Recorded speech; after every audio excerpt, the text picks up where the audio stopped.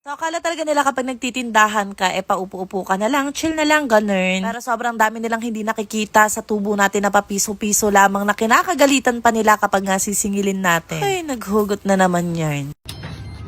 So yun nga mga Mars, another day, another vlog. So mapapa-thank you Lord ka na lang talaga kasi nung isang araw lang ay kakaayos ko lang ng mga paninda ko, pero eto at meron na naman tayong inaayos. Dito na naman ako sa tindahan, nagkakalkal ng mga paninda, nag-aayos at naglalagay na naman sa mga wala ng stock. At alam nyo ba, isa talaga sa nakakapagod din talaga na gawin ay ang pag-aayos talaga ng mga paninda, pero napakasarap sa pakiramdam kapag naayos na. Diba mga Mars ko, natutuwa lang din talaga ako kasi dati inaantay ko pa talaga maubos muna literal talaga yung paninda ko bago ako makapamili dahil nga maliit lang ang puhunan natin. Alala ko na naman tuloy na nag-uumpisa pa lang ako sa tindahan, so syempre kailangan nating makisama sa mga customer natin. So, maliit pa lang yung puhunan ko noon, tapos ang nangyayari pa nga kinsenas katapusan nga ang pagbabayad nila. So dahil maliit ang puhunan natin at wala naman tayo ibang pagkukunan, ang nangyayari nga ay inaantay ko pa talaga silang makabayad lahat bago tayo makapamalengke. So kung makikita nyo lang talaga itsura ng tindahan namin, no, hindi talaga ganito at napakapangit talagang tignan. At ang nangyayari pa, nalulugi pa nga kasi meron tayong mga pinapautang na hindi talaga marunong magbayad. Yes mga Mars, at isa sa naging dahilan yon kung bakit nga ba pinatigil ko ang pagpapautang dito sa tindahan namin. Pero ayun, laking tuwa ko naman dahil nga kahit nga hindi na ako nagpautang sa tindahan, nandyan pa rin talaga yung mga solid customer ko. Na kahit nga minsan natanggihan ko na, pero nandyan at nandyan pa rin sila. So masasabi ko talaga na hindi naman basihan ng pagpapautang para nga magkaroon tayo ng benta. Dapat na rin talaga yung pakikisama mo sa kanila ng maayos, nagbibigay talaga ng mga kinakailangan nila kapag nga bibili sila. Kaya naman ayun mga Mars ko, alam nyo ba, sobrang tuwa ko rin talaga na kahit papano nadagdagan na talaga yung mga paninda namin. So, kung dati pa kayo nanonood sa akin, palagi kong sinasabi ang mga paninda ko talaga ay yung mga fast moving lamang. Pero habang tumatagal mga Mars ko, as a sari-sari store owner ay marami talaga akong natututunan. Natutunan ko nga na kahit hindi fast moving items ay kailangan talaga nating ibenta kasi meron talagang naghahanap. So kailangan lang din talaga natin ng tamang diskarte kung paano nga ba ang gagawin natin para hindi ito maabutan ng mga expiration. Yes, ngayon kasi mga Mars ko, nagkaroon talaga ako ng strategies kung ano nga ba ang gagawin ko para kahit papano ay meron naghanap ng mga hindi fast moving items ay meron tayong maibibigay. So habang tumatagal talaga mga Mars ko, sa loob naman ng 4 years na pagtitinda ko ay marami na talaga akong natututunan. And ayun, masasabi ko rin talaga na hindi talaga basta-basta ang mga tindera. Tulad na lang noon, ang tingin ko talaga sa mga nagtitinda ay napakaraming pera, tapos ayun, magtitinda lang sila, malaki na nga ang kita. Pero ayun, napangita ko nga mga Mars ko na hindi talaga madaling magtinda. Hindi rin talaga totoo yung sinabi nila na kapag nga negosyante ka ay 24/7 hawak mo ang oras mo. Dahil konting pahinga mo lang talaga ay manghihinayang ka na talaga sa benta. Kaya minsan mas pipiliin mo na lang talaga na magtinda kaysa nga magpahinga agad. Pero syempre, isang munting paalala pa din na kapag nga pagod na ay pwede naman tayong magpahinga talaga. O siya, hanggang dito na lang muna. Yun lang. Bye-bye. Pasibin kang baka mo?